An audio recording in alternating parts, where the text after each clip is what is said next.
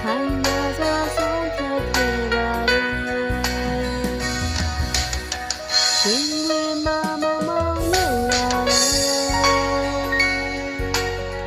စပယ်ရဲ့ငယ်တန်လေးချင်းချီကိုဘယ်လိုတုံးတဲ့ရရှိလဲအိမ်လုံးရဲ့မိချစ်ခင်ရဲ့ဒါပေမဲ့ဒီစိတ်ထားရှင်ကျပြောင်းလဲသွားတော့ရောင်မရောဖြစ်ခဲ့ရပါဘူးကွယ်မမောင်ရဲ့စိတ်ရှိတာ